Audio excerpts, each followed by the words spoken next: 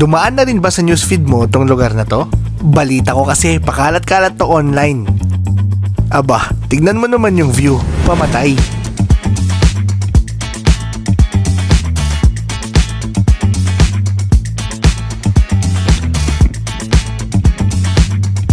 Doon kami galing kanina guys.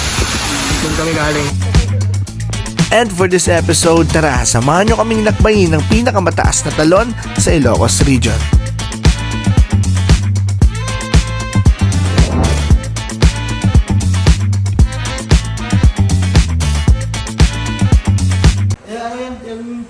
Uy, hike pupunta na. Tapos na simbang gabi ah. Outfit check! Ha? Outfit check! Saan pupunta boss? First time mo ba mag-hike? First time. First time. Ikaw ba dyan? First time? First time. Hindi ka na natulog, James? Ha? Hindi ka na natulog? Hindi na. Hindi na, okay. Excited. Bang! Wow! Okay lang. Bang! Okay lang, okay lang. Boss, tapos na simbang gabi, boss. Gabang gabi na! Boss! Outfit check! Outfit check! Skastakli? Yup, 12:30 AM, madaling araw ang pick-up time. Ganun pa man, ramdam na ramdam namin ng excitement.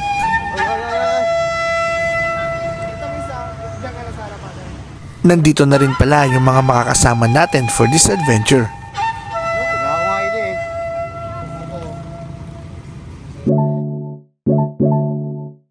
Mula Pangasinan, inabot din kami ng mahigit 3 oras bago makarating sa Ilocos Region.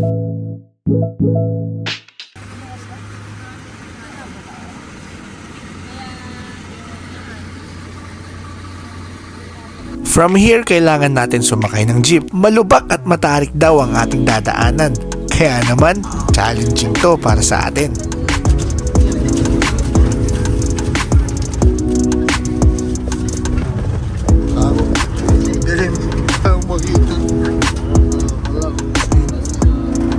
Sa oras na to ay talagang madilim pa po ang daan. Talagang wala po tayong makikita.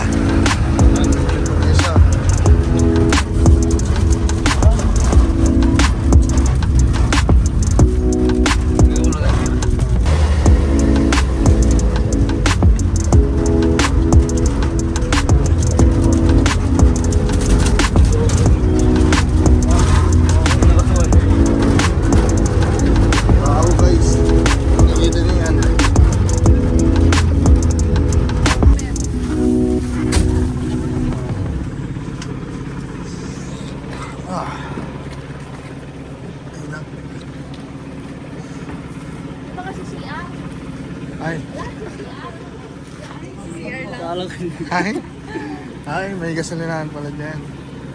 Yan sila ate. Climb pa. Guys, ang dilim ng daan. Kita mo, hindi na pala talaga makita. Kasing at.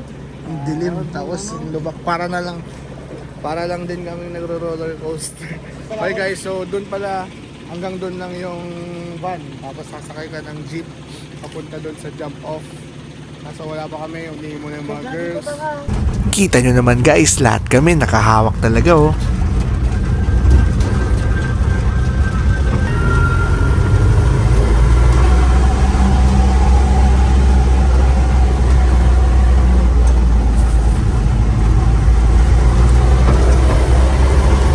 Matapos nga ang mahigit kumulang 30 to 40 minutes ay nakarating na tayo sa jump off area.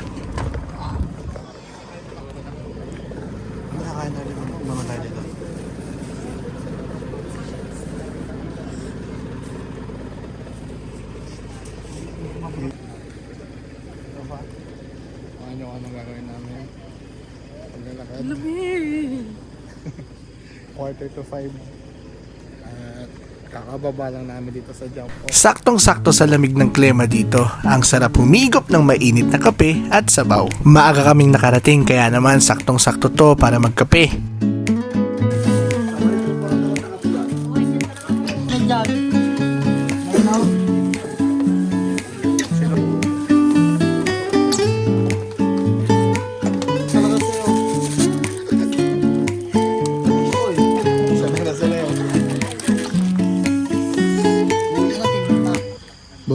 Di ba dapat may stretching, may warm up? Paano ba dapat? Ha? Tapos, yung sa legs. Yung sa legs ngayon ganun, no? Ano sa legs? Stretching. Paano?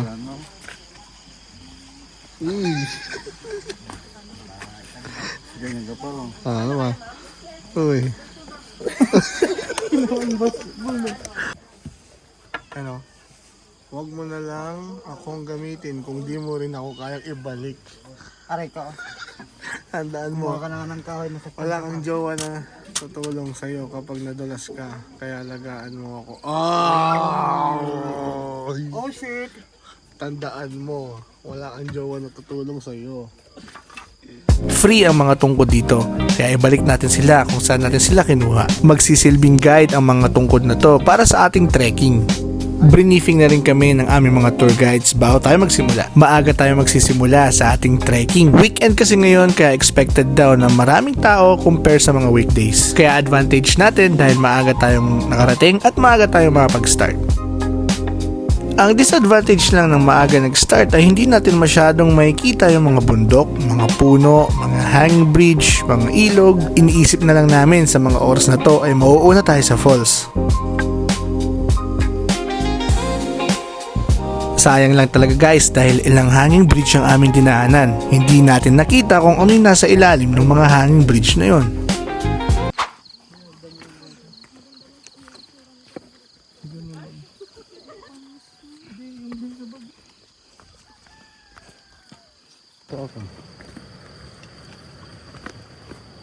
This is emergency.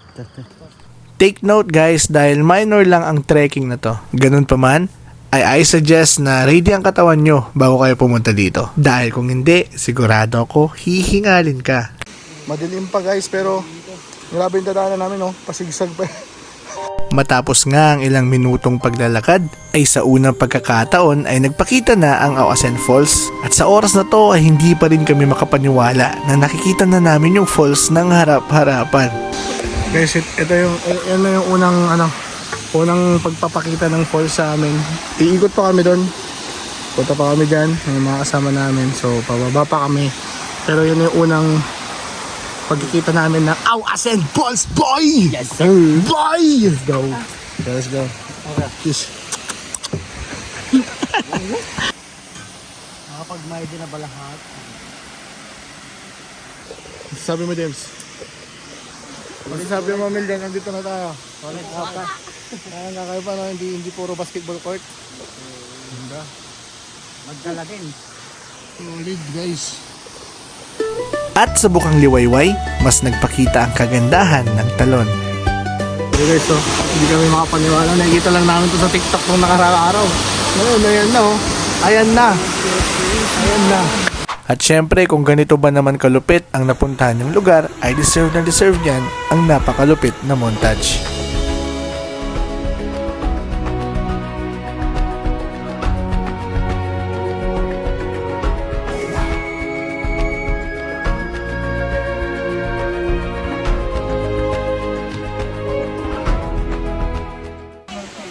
James, ano masasabi mo doon? Falls. I-rate mo 1 to 10. 100 over 10. Pwede, saan sa ano? Ilan? Yun, oh. 10 na lang. James, wala pang araw. Bikers? Guys, tingnan nyo naman. Bikers? Pakakinggan nyo naman yan. At puro laro. Hays, konting push pa hanggang sa pinaka-base. Sabi nga nila, hanggat di pa nanginginig ang mga tuhod, laban lang.